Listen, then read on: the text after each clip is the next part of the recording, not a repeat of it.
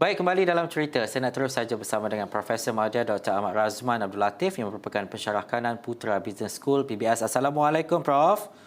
Waalaikumsalam warahmatullahi wabarakatuh. Hari ini tidak diumumkan siapa Menteri Keuangan ataupun Menteri Ekonomi dan juga MITI, tetapi kita nak melihat kepada situasi dan juga keadaan sekarang dalam pembentukan kabinet. Apa mungkin KPI dan juga perkara baharu yang perlu ada di Kementerian Keuangan ataupun Kementerian Ekonomi ataupun MITI sekalipun?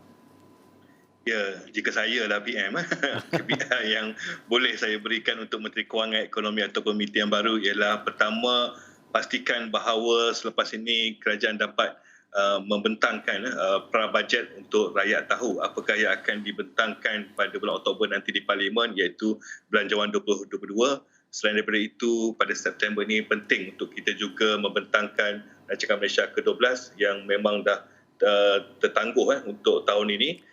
Dan juga kalau kita lihat sebelum ini Majlis Pemulihan Negara telah dibentuk dan dianggoti oleh menteri-menteri yang di bawah kabinet yang lama, mungkin saya mahu lihat juga Majlis Pemulihan Negara kali ini dianggoti oleh mereka yang benar-benar pakar dalam kesihatan, sosial, pendidikan dan ekonomi, dan tidak semestinya keahliannya dipenuhi dengan ahli politik semata-mata.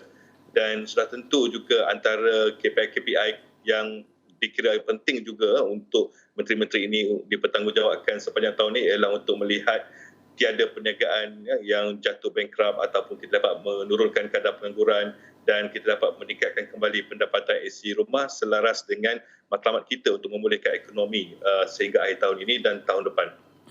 Prof, adakah Prof melihat kepada kewajaran kesinambungan itu diteruskan daripada apa yang telah pun dilaksanakan oleh kerajaan terdahulu kepada mungkin muka-muka baharu ataupun lama dalam kabinet yang akan datang ini ataupun kabinet yang akan dibentuk ini?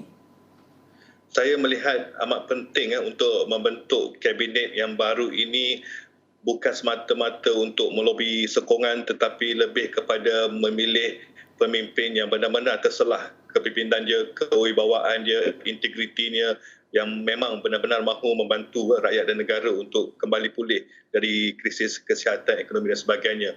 Saya memang berharaplah jangan lagi kita buat rekod pembentukan kabinet yang paling besar dalam sejarah, dan kita lihat apabila Perdana Menteri baru dilantik dan kita tahu bahawa kerajaan ini dijangka akan stabil sehingga pilihan raya umum seterusnya, kita lihat indeks KLCI meningkat sehingga melebihi 1,580 mata hari ini.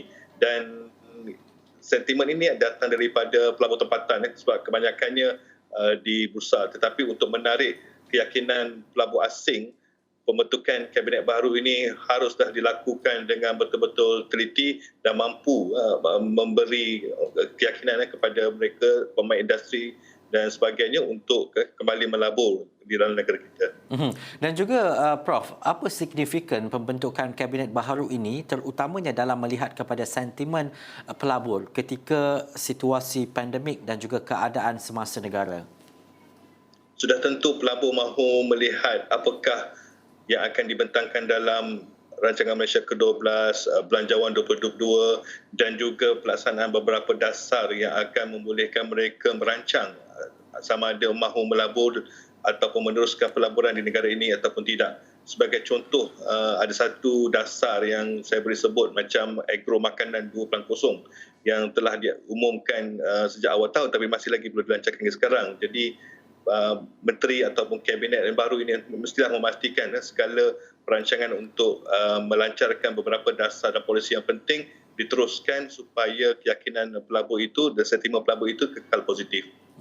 Prof, pembentukan dan juga rasional kita nak melihat kepada pembukaan sektor-sektor ketika kita telah pun dengan jumlah mungkin ketika ini yang agak memuaskan daripada sudut vaksinasi dan sebagainya, dan sekarang ini kita berada dalam fasa berkenaan untuk melihat kembali kepada sektor ekonomi ini dapat dibuka dan juga dapat dijayakan dengan baik.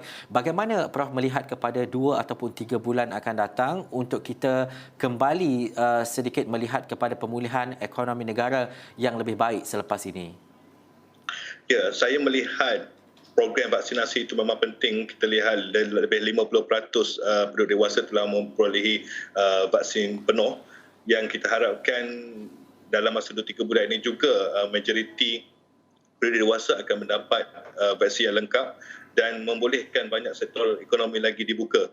Ini kerana apa yang kita lihat, banyak perniagaan memang amat memerlukan kecaran, amat memerlukan pelanggan datang kembali ke kedai mereka untuk membeli belah dan sebagainya.